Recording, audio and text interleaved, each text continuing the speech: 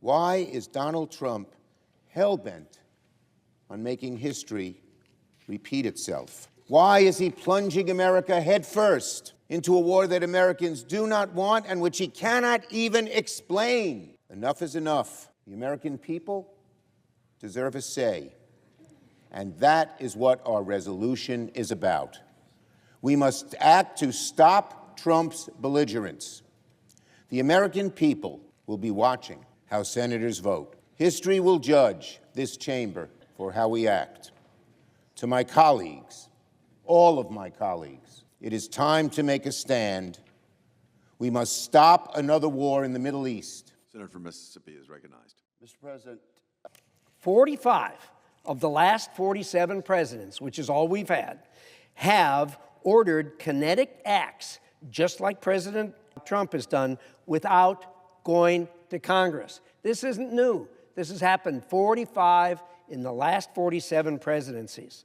The Constitution, Article 2, clearly gives the president not only the right, but indeed the duty, as does his oath, to protect the United States. Mr. President. The declaration of war is not a power that the President of the United States has. The Constitution makes it clear the declaration of war is the authority and the responsibility of Congress. Presidents of both parties, yes, they have engaged in military operations, but the declaration of war belongs to this body.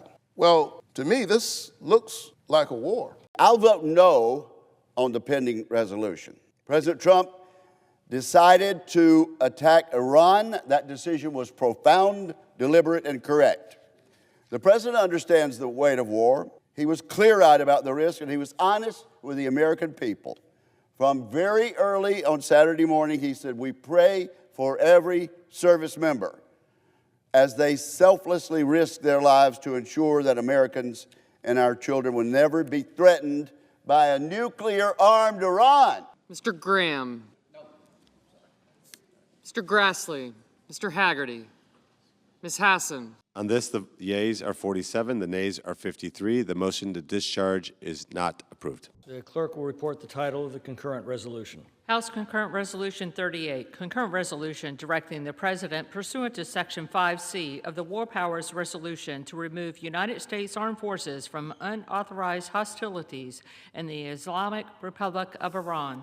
Minority Leader is recognized for 1 minute. In his return to the presidency, Mr. Speaker, Donald Trump has left America less prosperous, less safe, and less free. He has hurt us again and again, failed us again and again, and now by launching this unauthorized war of choice, setting fire to our Constitution. The American people deserve better. Reserves, the gentleman from New York is recognized. I didn't reserve yet. The Ayatollah's reign of terror began with weak leadership from President Carter. It will end with strong leadership from President Trump.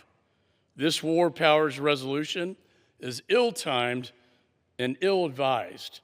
Congress must stand with the president and our military to finally close, once and for all, this dark chapter of history and pave the way for lasting peace. Reserves. The gentleman from New York is recognized. This administration can't even give us a straight answer as to why we launched this preemptive war. The president says we had to strike first because an Iranian strike was imminent.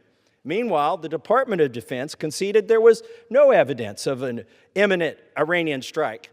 Some told us this war was about nuclear weapons, but 6 months ago, we were assured our last strike on Iran decimated their nuclear program. So which is it? I think the most candid answer came from the Secretary of State, who told the press that Israel forced our hand and dragged us into this war again. And that truth is the very reason why it is Congress that must decide war. The gentleman from Florida is recognized. I inquire how much time